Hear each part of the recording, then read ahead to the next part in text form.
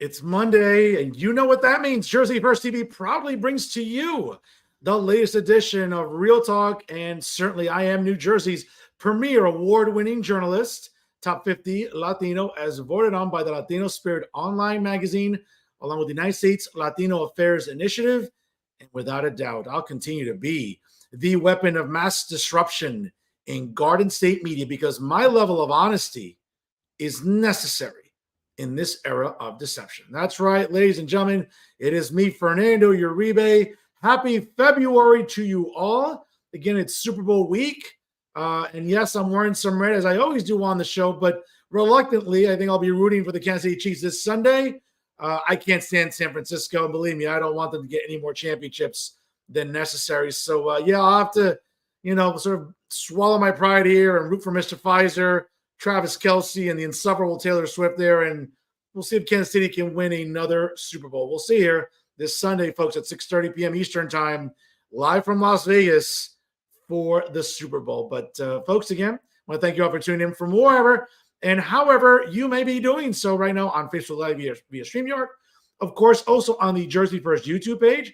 Don't forget to click the subscribe button. And once you do, you'll be automatically notified of all the great content brought to you by Jersey First TV. Folks, I cannot say enough about the representation and sort of the outreach we keep getting on social media. Of course, keep liking us on all our platforms. Of course, make sure you like us on Facebook, as well as also follow us on Instagram and Twitter. As I mentioned before about YouTube, click the subscribe button and you'll be notified when all brand new content, courtesy of Jersey First, is available online. Of course, wherever you get your podcast, whether it's Spotify or SoundCloud, make sure you download it and take it with you anywhere at any time, whether you're going food shopping, walking your dog, going to your boyfriend or girlfriend's house, going to government meetings, stuck in traffic, whatever it is you're doing, folks. Hey, take Jersey First with you, and trust me, you'll never be disappointed. And I cannot say enough, ladies and gentlemen, how proud I am to be on the dream team of Garden State Media. That's right, ladies and gentlemen, it is indeed Jersey First TV, always educating and advocating for the people of New Jersey. Folks, nobody does it better than Jersey First TV. Of course, brand new episodes of the Nader Narrative premiere every Thursday, hosted by the amazing Elizabeth Nader. And of course, brand new episodes of Bridging the Gap, hosted by AJ Malillo and Stephen Rombolo, my two favorite law students there.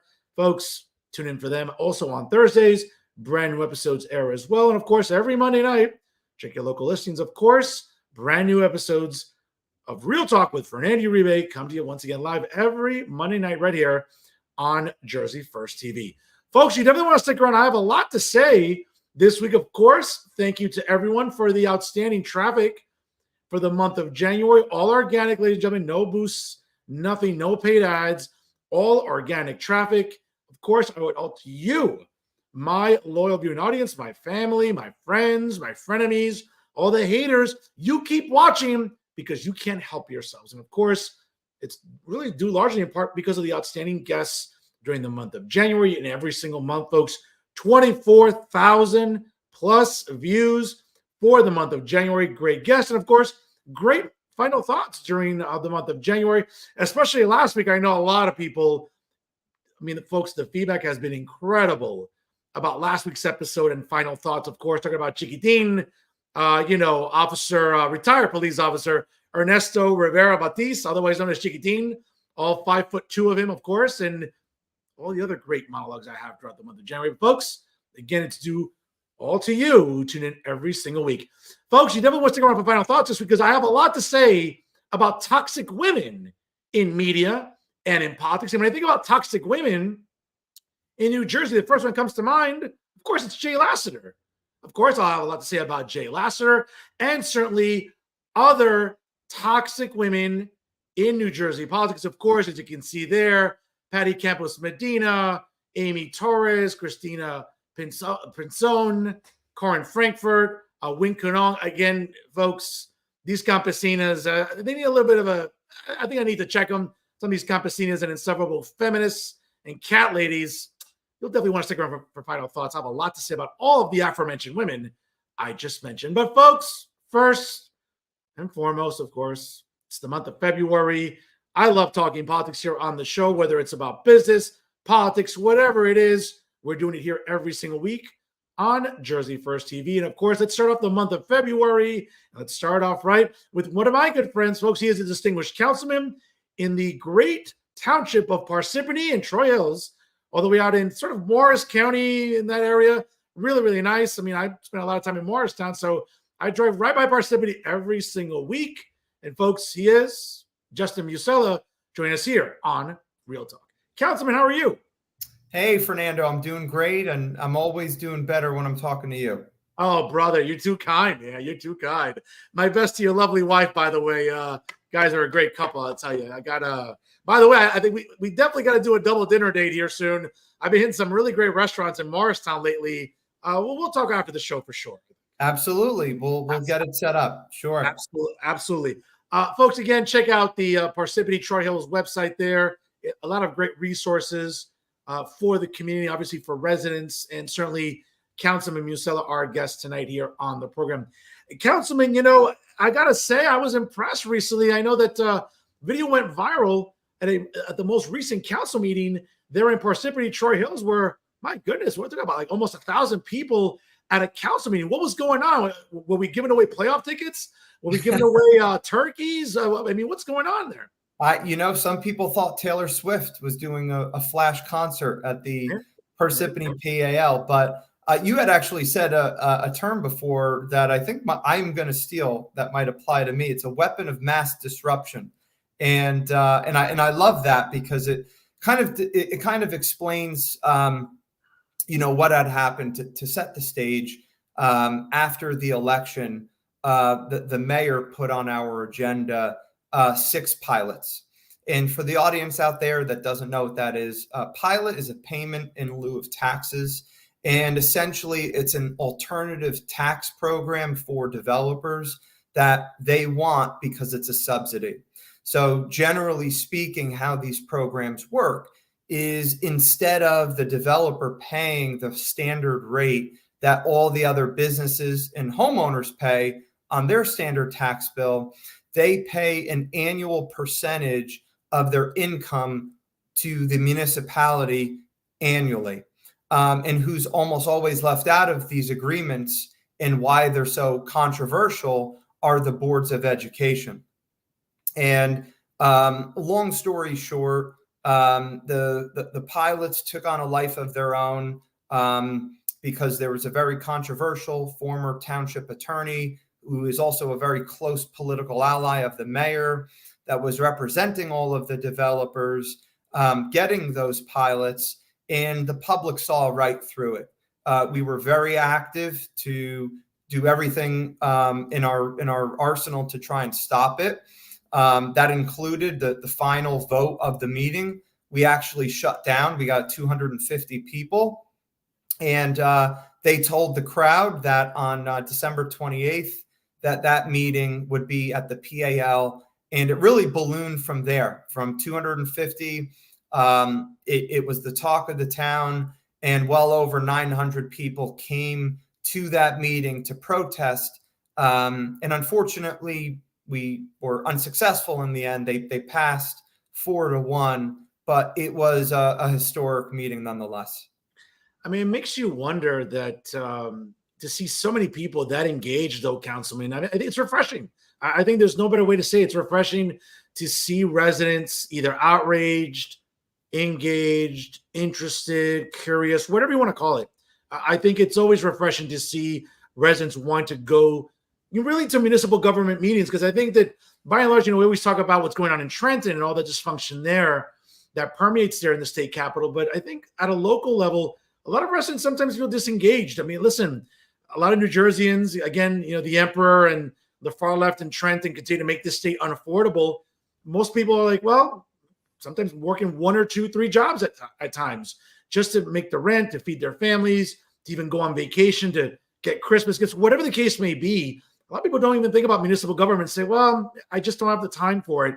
When you see that type of turnout, I'm sure it warmed your heart, but I think it also lends itself to the reality that I think people are kind of catching wind to, hey, maybe there are some shady practices. And again, I'm not trying to accuse anybody here. I'm not trying to accuse the mayor or your fellow council members of anything. So let's be clear before someone embellishes my words. But it just seems that like something smells fishy, though, Councilman. And I think it's refreshing to see people want to go to these sort of municipal meetings and be able to speak, though. And, what's been the feedback since that meeting for you? Yeah, the feedback has been overwhelmingly positive. People of all political persuasions, Democrats, Republicans, independents, people who are normally disengaged, came together to protect and try and defend themselves against what they thought was an unjust reward for these entrenched politicians, developers, and the lawyers that were representing them. They weren't buying what they were selling them. In fact, during the actual PAL meeting, they thought it was a good idea. And when I mean they, it was the side pushing these tax abatements for the developers. They had the actual commercial real estate broker who was standing to make millions of dollars from the whole transaction to go in front of everybody and explain why these pilots and the properties receiving them would be so great for the community. And anybody can just type in pilots, Parsippany, PAL, and you'll see all of the footage about it. But I'd like to go on to, one of your earlier points about being engaged. And I think that's a really important part that is mainly on the job of the elected officials to do, who are passing policy or trying to stop it. And that's to educate. Because when we educate people, and I firmly believe this, when you educate people and they know better, they do better. And we saw the turnout was commensurate with how they felt the negative impact on the town would be. Folks, if you're just joining right now, it's 7:15 here on the East Coast. My guest this evening is the distinguished councilman for the township of Parsippany-Troy Hills, my good friend Justin Musella here. Join us. I love every time you say that. What, the distinguished councilman? My good friend, that too. Well, listen, it's true, man. I mean, we're friends. I mean, obviously, I think, we have some history. We'll, more on that later, and we'll get into that. But certainly, Councilman, it's interesting to me because, we look at a town like Parsippany-Troy Hills and, where I live in Hudson County, I mean, listen, I walk out 2 blocks and I look at Manhattan. And certainly, I'm paying for the proximity. I understand my property taxes are high and property certainly is not anywhere big as it is at, say, a township like Parsippany. But there was a time when people would say, well, listen, just live in Hudson County. It's not sustainable. I got to move out to Bergen County or even out to Morris County. And there was a time I thought that, Parsippany was that desirable destination, which it still is. But people would say to me, hey, I'm moving to Parsippany because it's affordable and it's just away from Hudson and southern Bergen County. Bro, I got to tell you, I'm looking at some of these property values. I'm looking at rents in nearby municipalities in Morris County, Morristown, Morris Township, Parsippany. I mean, it is out of control, and we're seeing development all over the place. I spent a good amount of time in Morristown due to my significant other, and let me tell you, I mean, when I walk around her area where she lives, I mean, it's a great, great area. South Street in Morristown is it's popping. It's lively, great dining and everything else. But man, I'm looking at some of these rental units, and I'm looking at nearby municipalities. Bro, when I think about $2,000, $2,500, even $3,000 for rent, Councilman, it makes me wonder, like, yo, buy a house out in Parsippany. You know what I'm saying? Like, what's going on here? Yeah, look, the housing crisis continues to be unaffordable for a lot of people. And I speak as, so my wife and I absolutely want to buy a house, but with where interest rates are relative to home prices, it's completely out of reach. And I agree with everything that you said. And it doesn't help when you have programs that are only going to add to the unsustainable tax increases that are happening statewide. So, when municipalities bring in more revenue, municipalities need to look at what expenses they can cut, because you see generally government never spends less money. Never. And the only way to truly lower property taxes is to spend less money and to force government to stay within its means while providing essential services. So that way the town can be affordable for people like you and me and all the other folks that come to Parsippany because it has something for everyone.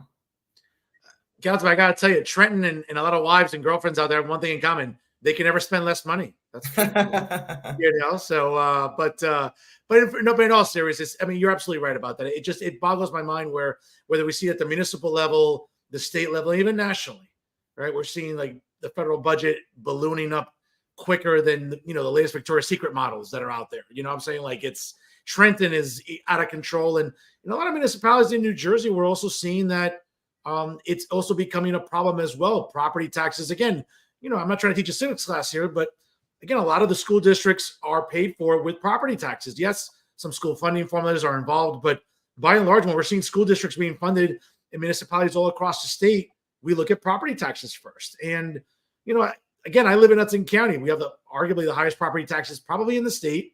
We have the highest in the country overall compared to the rest of the country. But my God, I'm seeing counties like Morris, parts of Bergen, Passaic, Warren, where, again, Councilman, 5-10 years ago, you would never think of saying, oh, well, property taxes are out of control in those areas. You would never hear those words being uttered at the municipal level. But you know what? It's 2024, and here we are.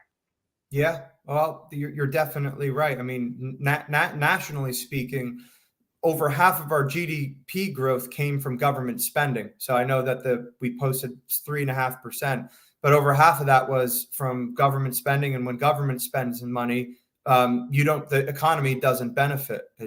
Government doesn't create goods and services that keep people employed and actually expand the economy. But locally speaking, that's why it's so important for us at the local level to be so mindful of how we spend those tax dollars and what we're doing to attract revenues, because it's also equally as important to get businesses to come to town, but we want to do it with programs that are fair.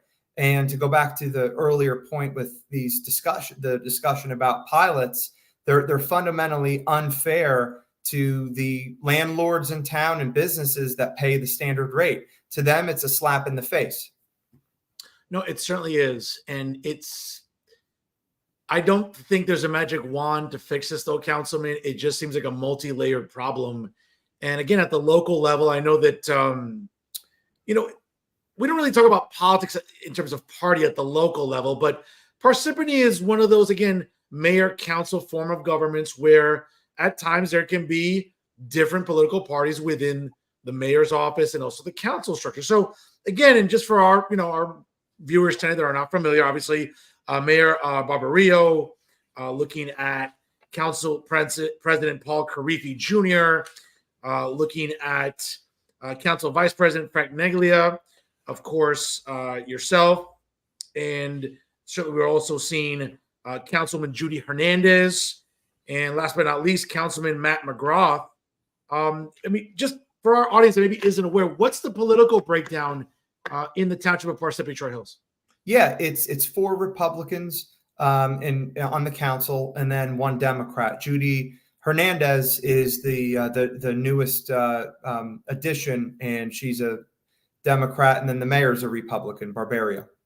Well, when we look at Councilwoman Hernandez, are we talking about like some of these Democrats like in Trenton that failed high school biology, never took an economics course, never took a climatology course? What type of Democrat is Judy Hernandez, though? Well, that remains to be seen. Her primary focus is the environment. That's what she cares the most about. And I actually, funny story, I did run against Judy when I ran, and I defeated her.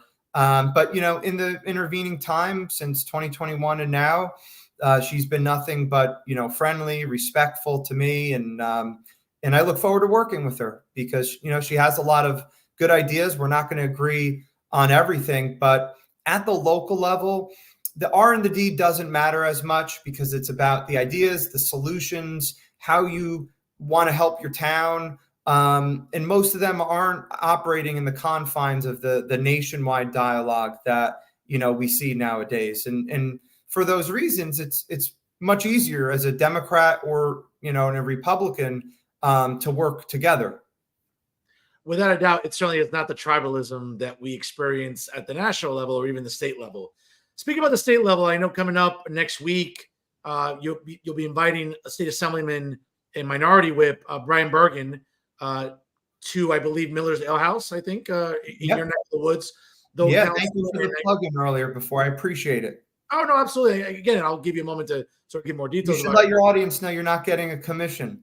No, absolutely not. No, absolutely not. Again, I will do my best. Unfortunately, that weekend, I'm going to Miami with my significant other, so not sure if I can make it out the night before. We are leaving Friday morning. If I can make it, Councilman, I'll do my best. Trust me. If I have a choice between going with my wife to Miami or going to a politician's fundraiser, I'm always going to Miami. So you don't have to worry about that. No, I'll do my best. Because again, we're not leaving until Friday morning. But, Councilman, it's a tough time to be a Republican in New Jersey. And I have been, we'll get back to the municipal issues in a moment, but I really want to pick your brain about this. And, it seems like I've been on the radar of the NJGOP for some months now. I was as critical as anybody last November after what I would call an outright disaster on Election Day.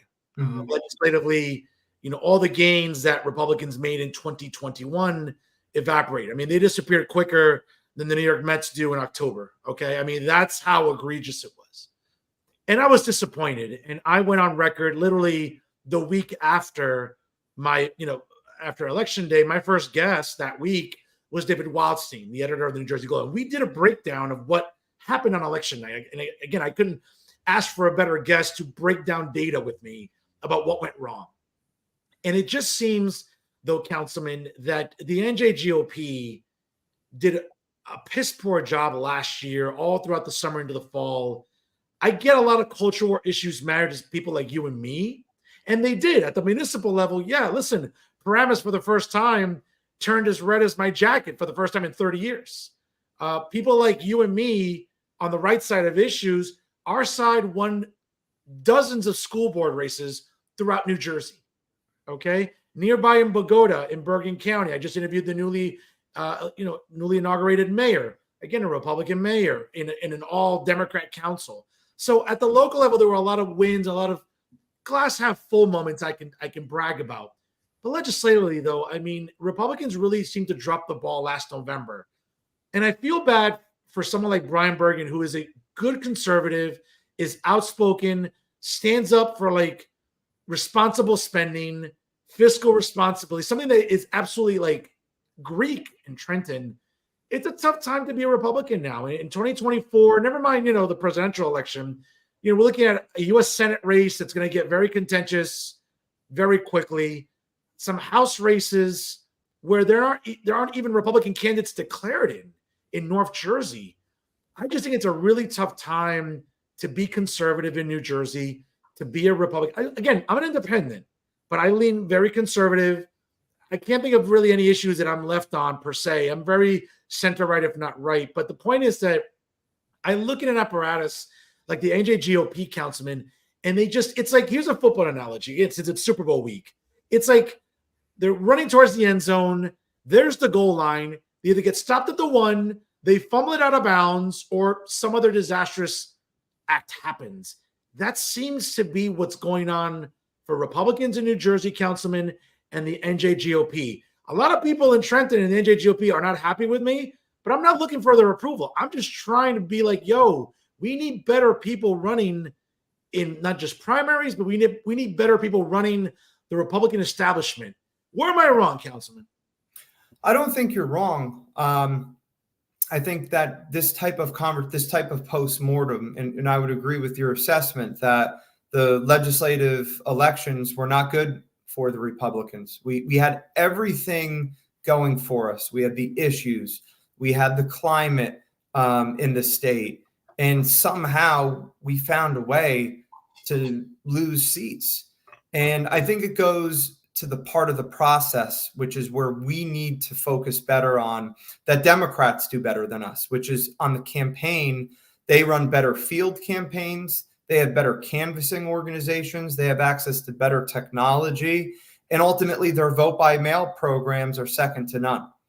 And you can correct me if I'm wrong, but I believe in the legislative elections, almost a third of all registered Republicans did not vote. They sat home on election day.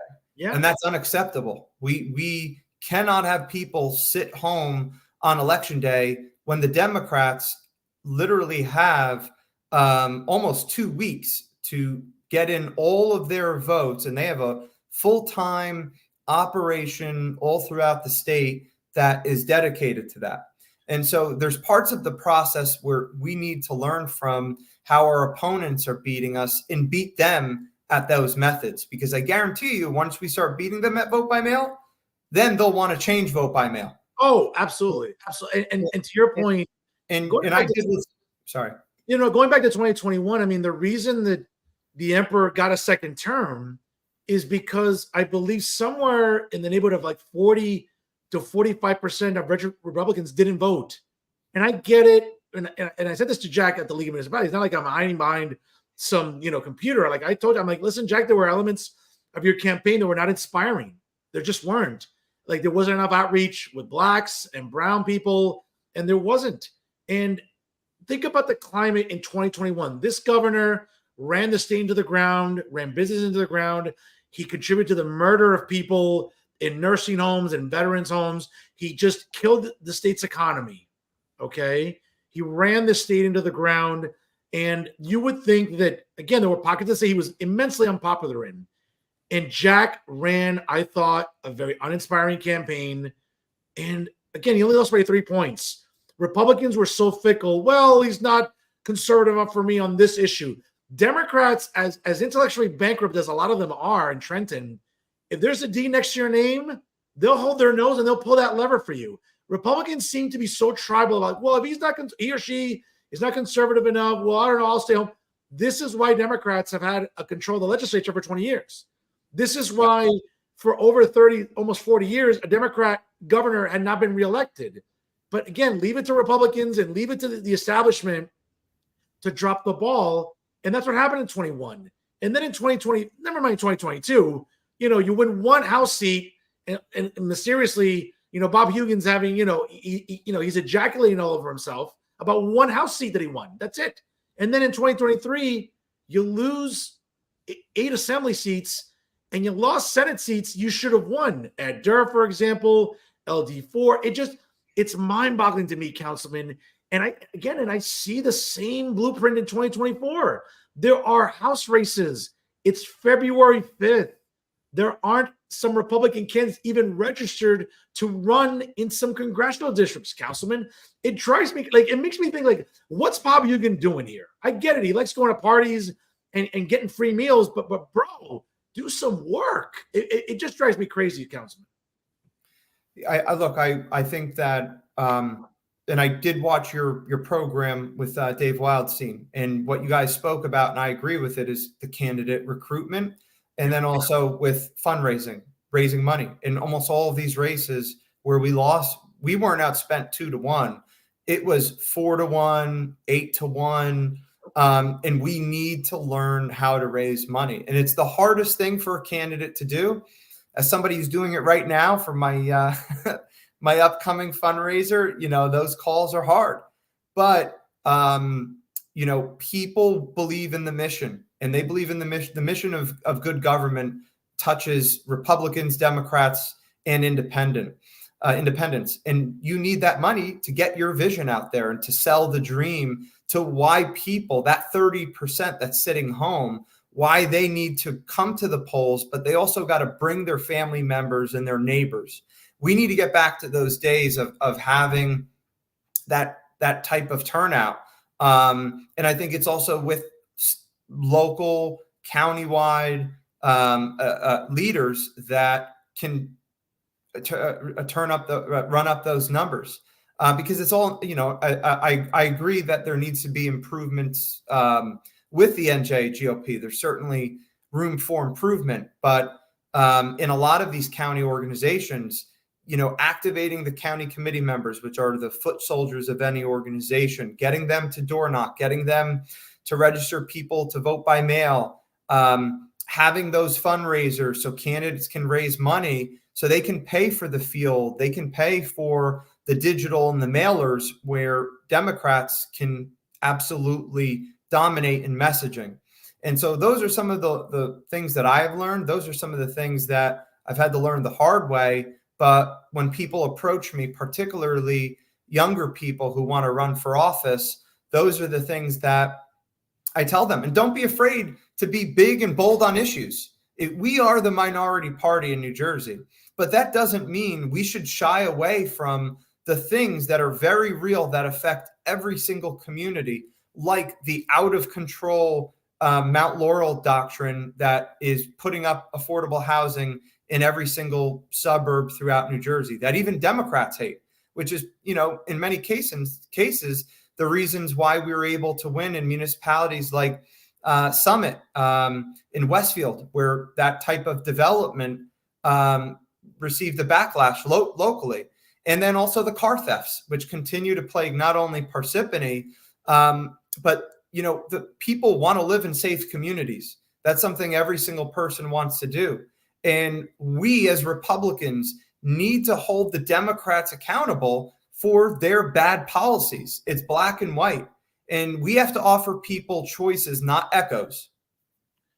Councilman, you said it perfectly. And it's funny about the far left in Trenton, or even some of the municipalities. It's like, yeah, we love black and brown people, but just not in our neighborhood. I always find that very interesting, like people that are always about that. And then as soon as affordable housing gets built in some municipalities, oh, no, wait a second. What are we doing here? Hold on a second. It's the funniest thing. Folks, it's 7:33 here on the East Coast. And my guest this evening is the distinguished councilman for the township of Parsippany-Troy Hills, my good friend, Justin Musella, join us here on Real Talk. Councilman, you mentioned a fundraiser coming up next week with Assemblyman and State Assembly Whip, Minority Whip, Brian Bergen. Real quick, here's some details about the event coming up next week. Yeah, so it's going to be next Thursday, the day after Valentine's Day at 6:30 at Miller's Ale House. It's going to be a great time. I think we're going to have a lot of people showing up. I'm really excited. I'm spreading the word. I'm encouraging as many people to come because I know Brian Bergen, whenever he speaks, he doesn't run away from the truth. And he's not afraid to ruffle feathers and step on toes, very similar to myself. And I've kind of learned that from him. But I know he's going to absolutely bring down the house on Thursday. And hopefully he'll touch on a lot of the themes that we're discussing, which is how do we start winning? Let's be a party that is about winning and not losing, because I know, just as every other Republican I talk to, they're sick and tired of being sick and tired about losing. And so, we're motivated in 2024 to do better. Absolutely. And listen, I'll just say this on record. I mean, I've had the privilege of knowing you for some years now, going back to, around 2020, 2021. I know when you ran, I was working at another news site and had my podcast with them. I know that you spoke also with Elizabeth Nader here at Jersey First. Mm-hmm. And again, the growth I've seen with you, Councilman, and I'm not saying this to buddy you up. I'm not trying to, get you to share the. I'm not trying to get you, share the episode more and get more views and clicks. But the point is that, I've had the privilege of knowing you for some years now. And I remember when I first interviewed you in 2021, again, leading into that election, a lot of people did not give you a chance. A lot of people dismissed your candidacy. I was not one of those. I was firmly in your corner. I remember interviewing you. And I recall, like, right after the interview was over, we spoke briefly. And then, I got the usual feedback from my producer, and then emails ringing, and people would be like, "Hey, what do you think about this kid?" And I was like, first of all, he's not a kid; he's a grown man. But let me tell you something. I still get called a kid. Don't worry about it. No, I understood, and I said, this grown man is wiser than his age shows. And I'm telling you something right now, he's gonna win. He's gonna win this month. I'm telling you right now, he's gonna win this month. And I remember when he won, a lot of people. I still haven't collected some bets that I made in November of 2021. I remember. I should cash in on them. But the point is that I said, this is a guy who has his head on straight, understands policy, isn't like this sort of government first type of, elected official, understands that constituent services are important, but understands also that you have to be responsible with people's money. And I think that that's where the far left in Trenton loses a lot of people. And I didn't get that with you. And I could just, I could tell when I interviewed you in 2021. I said, this guy's got a future. This guy's got something on the ball. Let's watch out for him. And I said it to a lot of people. And a couple of years later, ran into some people at the league, and we took a picture together, and then some people saw us, and then you run into Musella. I'm like, yep. I'm like, what did I tell you? I can tell you right now. I'm not going to mention my name, but a lot of people said, Uribe, you were right. I'm like, I make a living about being right. Okay. So not to be cocky about it, but I said, I told you, Justin's a guy you want to watch out for. Keep an eye on this guy. I'm telling you. Well, next time we're at the league together, I'm going to follow your direction on betting. Oh, I do okay at the tables. I'm not going to lie to you. But look, I would agree with you. I've seen a lot my own personal evolution. When you run for office, you pretty much I always tell people it's easier to run for office than to actually govern from the office. It's two totally separate skills and talents that are required. It's a different system of incentives and constraints that you have to deal with. But when I first ran for office, I really didn't know what I didn't know, which at that time was a lot. I had a very competitive primary. And I, was very humbly rewarded as the top vote getter, even though my whole slate lost.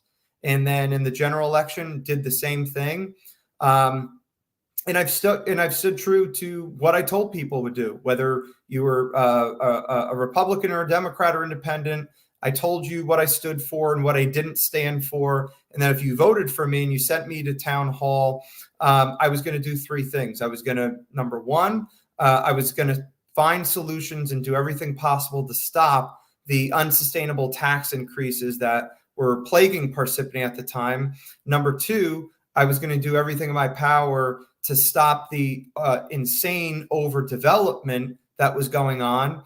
And I voted against those pilots for those reasons. And then number three is to end the mismanagement, because a lot of people don't feel like they get every single dollar of their value for the money they send to town hall when government officials that they elect ignore them, don't respond to their phone calls and their emails, don't help them with the basic services, filling potholes, helping them, get deal with their utility provider. All the things that I've learned just rolling up my sleeves, doing the job every single day, and trying to, be the leader that I look for others to be. And then also not being afraid to be alone. I've been alone on many votes because I thought that it was the wrong thing for the town. Even if I was against my own party and colleagues, I felt it was the right thing to do. And I have absolutely no regrets for anything that I've done.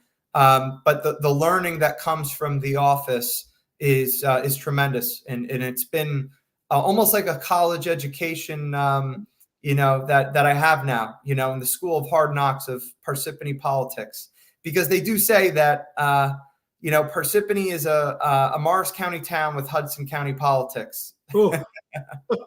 Let me tell you something. We could write books on that for sure, Council. Before I let you go, though, real quick, I know you mentioned a lot of things you've been tackling, again, during the most recent municipal meeting that really got a lot of attention. I know other things, but quite frankly, for the rest of 2024 going into next year, I know you'll be running for re-election next year, but for the rest of 2024, what additional things you want to focus in on within the municipality itself?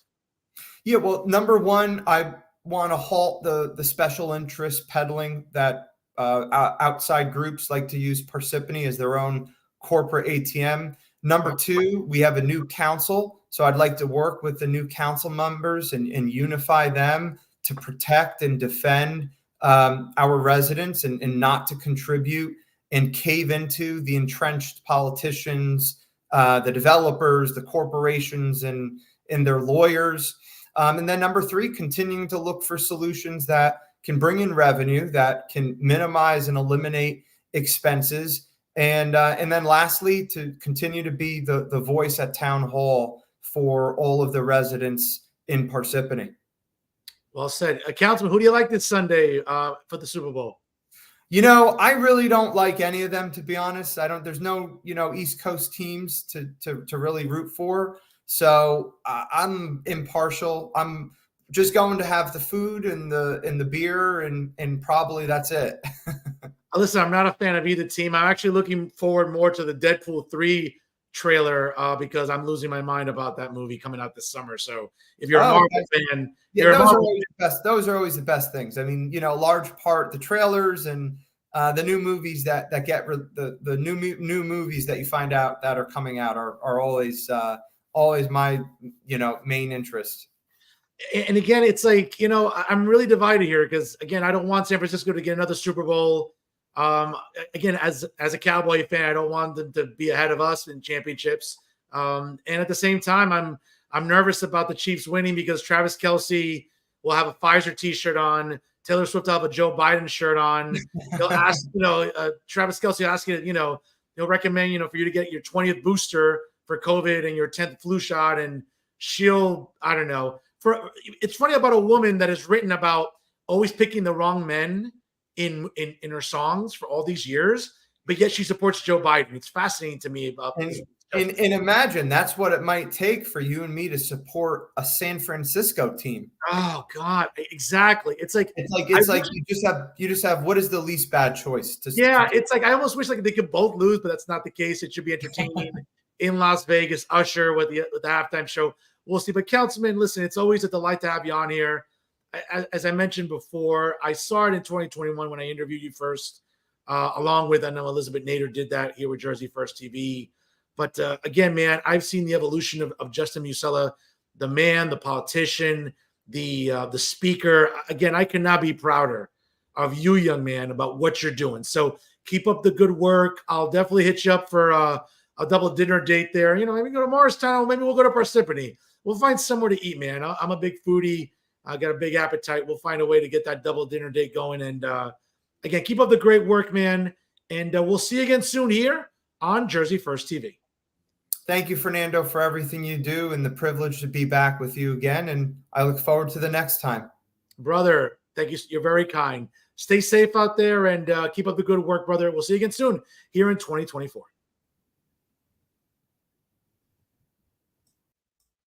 Folks, great episode there with Councilman Justin Musella.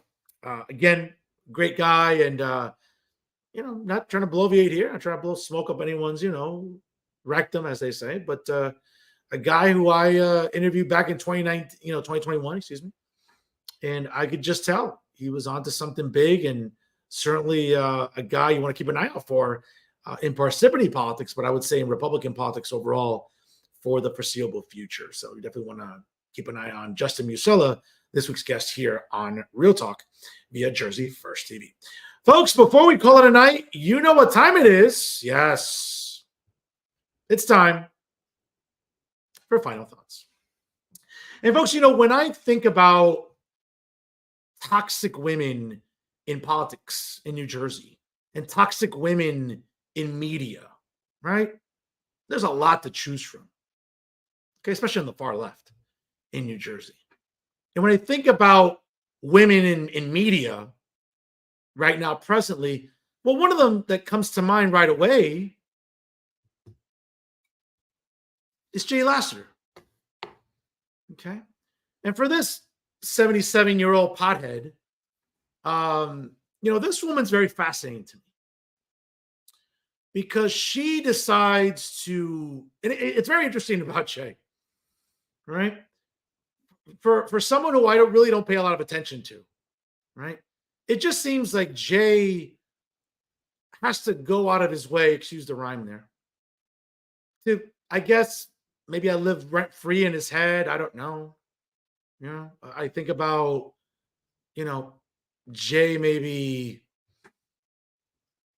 going on Twitter or X, right?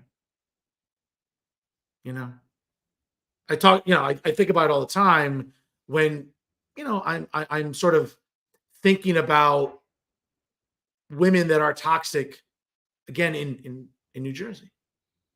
And the reason that Jay Lasseter comes to mind is, recently on Twitter, Jay Lasseter decided to write, as you can see there on Twitter, Jay Lasseter added you to their list, small dick energy. Well, let's talk about small dick energy, Jay. I think it's important to sort of highlight that that's not something that comes to mind when you think of Fernando Uribe.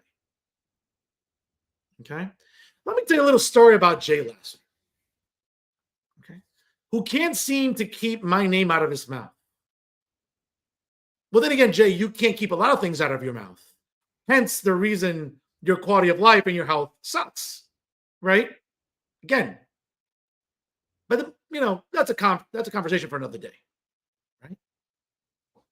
But Jay Lasseter has the audacity to talk about someone else having small dick energy. Folks, in case you need the refresher, I'm happy to give it to you. Okay? Jay Lasseter is a woman who sits at home, smokes weed all day. Okay? Like other journalists I know in New Jersey media that stay home all day and just smoke weed. Okay? And the only pussy in the house really that can care to be near them are the cats. I mean, can't imagine any other pussy in the house wanting to be near them, right? Okay. And we think about, Jay either playing with his own balls or, his husband's balls, maybe publishing at best one column per month. Again, I don't know the order of what I just mentioned. I mean, maybe it's depends on the week. But this is the life of Jay Lasseter. Okay. And this woman has the audacity to talk about small dick energy. Let me tell you what small dick energy is, Jay. Okay. Let me give people a refresher because maybe people have forgotten, or maybe you want people to forget. Let me take you back to 2020. Okay. The height of the pandemic. Okay. When the emperor kept the state down and shut it down longer than he should have. Right. As I was already doing a podcast with Jay's current employer, Insider NJ, probably one of the more garbage news sites in New Jersey. Let's be honest. I mean, it doesn't get anywhere near the traffic that a real news site like the New Jersey Globe does.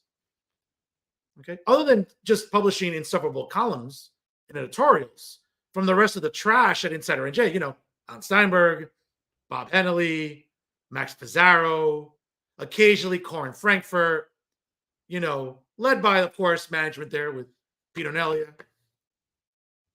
Okay. In the middle of the pandemic,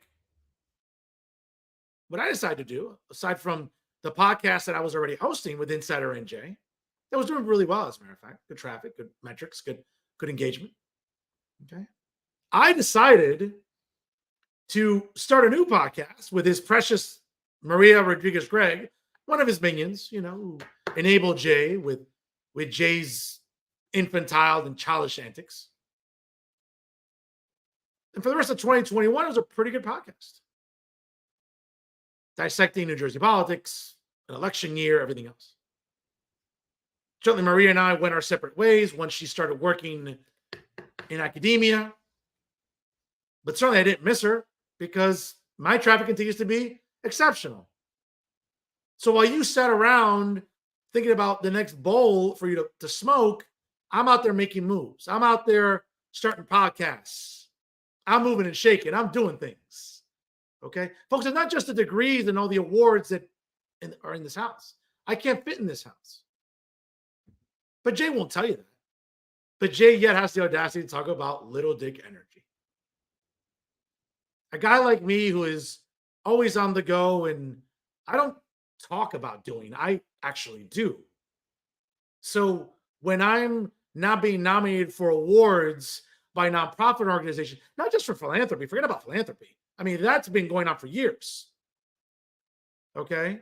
While Jay is sitting at home, again, we don't know the order of these things because again, it could vary from day to day, either playing with his balls or, the boyfriend's balls or smoking weed or just, caressing the only pussy in the house that likes him, his cats, right? I'm out there making a difference in the community, helping women every year, helping the elderly, helping children, helping the disabled. See, I'm doing. So when someone like Jay Lasseter wants to talk about little dick energy, again, Jay, it's nice to know I live rent-free in your head. And I know you watch the show. You can't help yourself. And again, it's interesting that you feel the need to go on Twitter and include me in some infantile list. Again, you can't keep my name out of your mouth. But once again, you can't keep a lot of things out of your mouth. Hence why your health and your quality of life suck. But, we all know that. The only difference is I have the set to say that out loud. And what bothers you the most is that I'll continue saying it because you're not going to cancel me. And I know you've tried to get me canceled, but here's a newsflash, folks, and here's a spoiler. Nobody of any considerable influence will listen to Jay.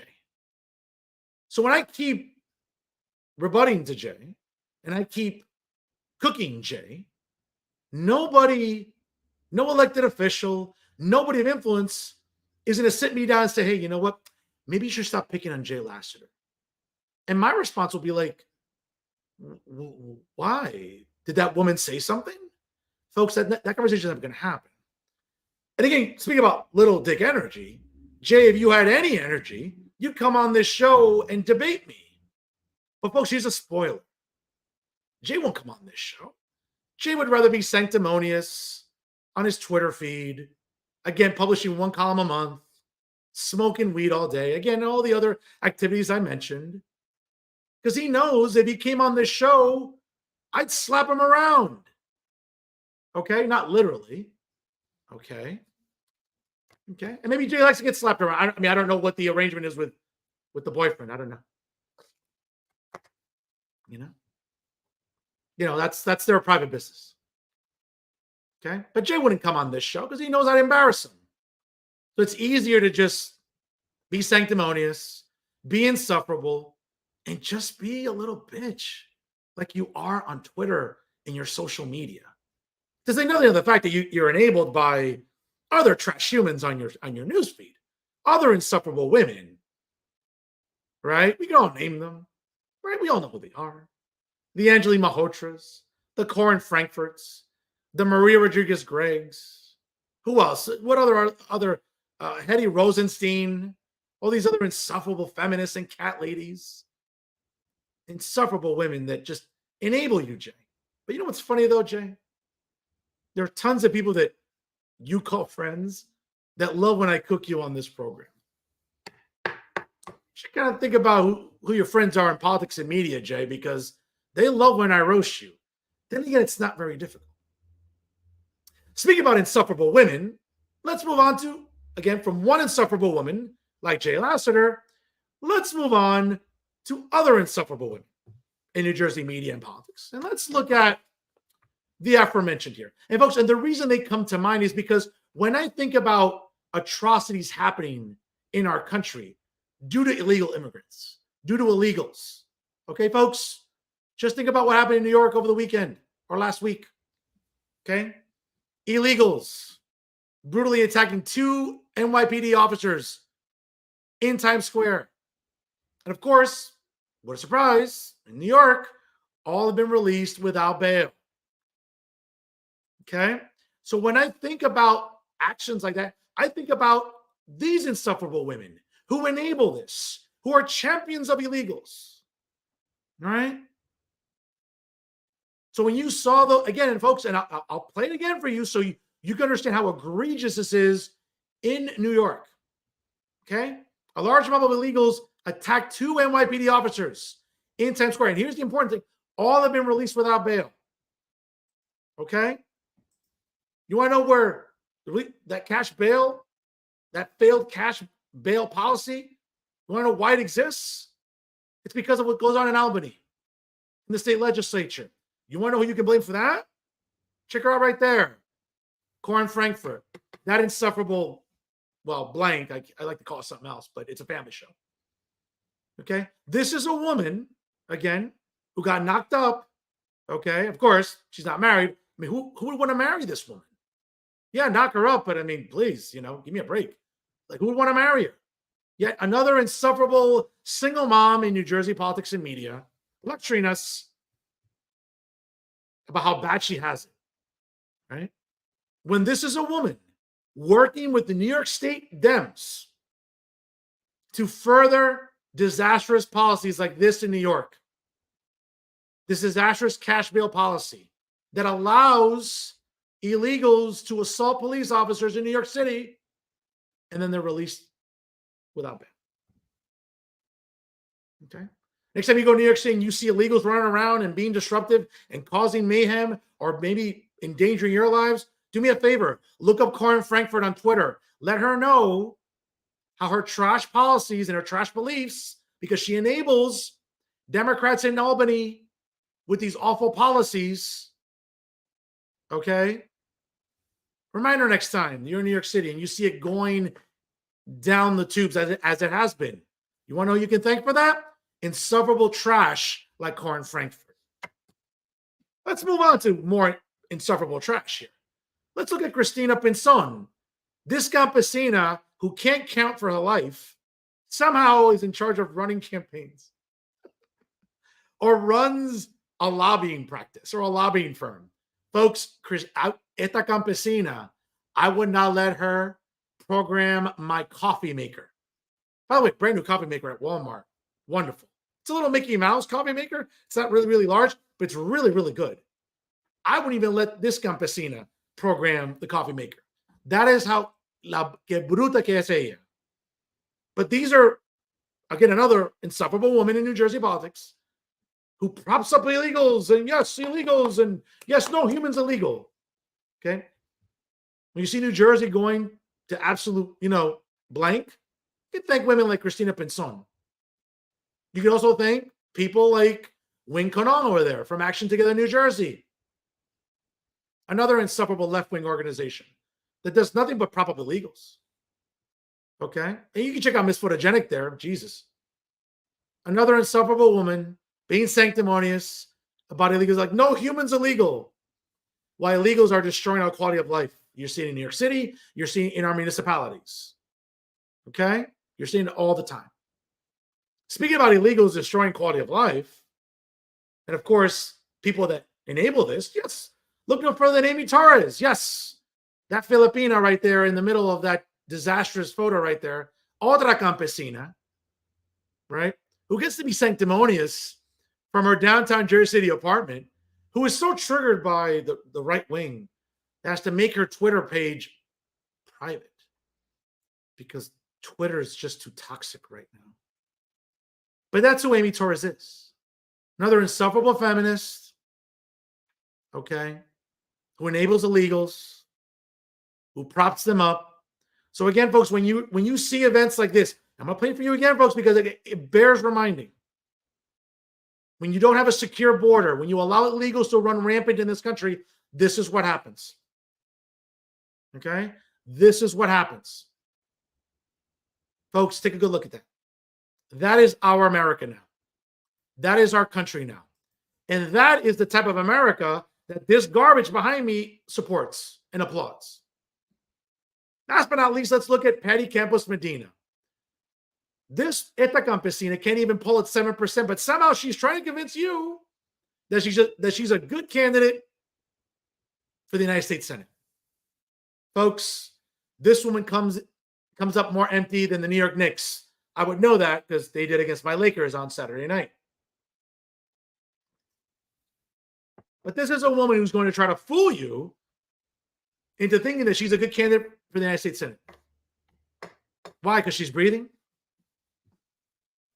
Because there isn't one policy she's ever stood for that's ever been better for New Jersey. All she's ever done is be one of those insufferable democratic socialists that you can tell never took an economics course, that never took a biology course. But we'll tell you how qualified she is. Because I'm Patricia Campos Medina, and I'm qualified. No, you're not. Folks, when we think about New Jersey becoming a cesspool, very much like across the river in New York City. Again, when we're seeing illegals running wild, illegals taking away resources from veterans, Americans, these are the women supporting that. When you're seeing criminals running rampant in New York City and no accountability, and just an atrocious cash bail policy, you can thank Corinne Frankfurt for that. Okay? To no one's surprise, I mean, her getting knocked up and not being married. Really? Does that surprise anybody? Of course not. Does it surprise any of the aforementioned and their policies that do absolutely nothing to contribute to just the decline of New Jersey? Yeah, sure, they can do all that from their little suburban homes. But these are the women, just like Jay Lassiter, they're supposed to have the pulse of New Jerseyans. These are the women that are supposed to have the best of intentions for you, New Jersey residents and taxpayers. I don't buy it, folks, and neither should you. That's unfortunate because you know what? It's women like this, the aforementioned, all the aforementioned, that try to get the ear of those in Trenton. Sometimes it's working, sometimes it's not. But when you're seeing our cities become absolute dumps, don't blame people like me. Blame people like this. These women who are absolutely toxic. They don't know any better, and unfortunately, they never will. Folks, before we call it a night here, I also want to thank you all for, of course, as I mentioned before, at the start of the program, okay, January 2024, over 24,000 organic views for Real Talk with Fernando Uribe. I can't thank you enough. And for all the haters out there that I know, you all exist, I know you are. Family, friends, frenemies, colleagues, classmates, even the haters, again, you're all tuning in. And for all the haters, by the way, I think, hold on a second, let me just look at the clock here. Yes, okay, cool. It's 8 o'clock. Walgreens and Dwayne Reed and CVS, they're open until 9. You can go into the aisle and get some ointment for this burn. Okay? Because for a lot of the left-wing establishment media that don't want to take Real Talk seriously, well, I could talk, but the numbers do the talking for me. And they'll continue doing the talking for me every single week. Without you, my loyal viewing audience, folks, this wouldn't be possible. And without, again, the plethora of exceptional guests that I have every single week, that's also what makes Real Talk with Fernando Uribe an overwhelming success. Again, from the bottom of my heart, and again, I'm not the most humble guy in the world, but I'm humbled by your support. And I'm humbled that you tune in every single week, that you share the replays, the feedback, everything else. You make it possible, folks. Without you, again, the success of Real Talk with Fernando Uribe on Jersey First TV would not be possible. So once again, thank you, and I love you all. And that's our show for this week, folks. Once again, I want to thank Parsippany-Troy Hills Councilman Justin Musella, and of course, you know, the great job he's doing there. Always love having him on the show. Folks, don't forget to like Real Talk and Jersey First on Facebook. Of course, follow us on Instagram and Twitter. And of course, click on the subscribe button right on YouTube, and you'll get notified about all the outstanding content brought to you by Jersey First TV. And of course, wherever you get your podcast, on Spotify or SoundCloud, download Jersey First and take it with you anywhere at any time. And folks, I can't say enough how proud I am to be on the dream team of Garden State Media.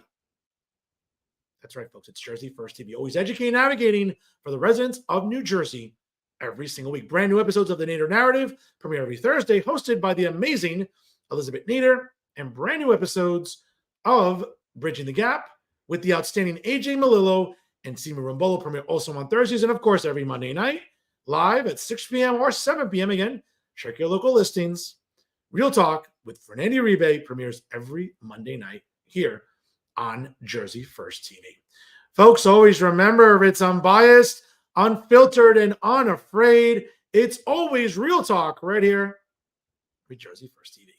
I am New Jersey's premier award-winning journalist, top 50 Latino, as voted on by the Latino Spirit Online magazine, along with the United States Latino Affairs Initiative. Certainly, I'll continue to be the weapon of mass disruption in Garden State Media, because my level of honesty is necessary in this era of deception. Yes, it's me, folks, Fernando Uribe, saying so long, folks. By the way, I guess, for all you New York Knicks fans, I know you were all giddy about your little winning streak. Laker Nation in the house. Let me drink a little of that tea for Knick fans that maybe forget about the king when he visits. He don't take L's. So let's go Lakers for the rest of the season here. Folks, again, enjoy the Super Bowl. Please party responsibly. Again, take care of yourselves. And certainly, if you can't be good, be bad, baby. We'll see you next week here on Real Talk via Jersey First TV. And thanks for stopping by.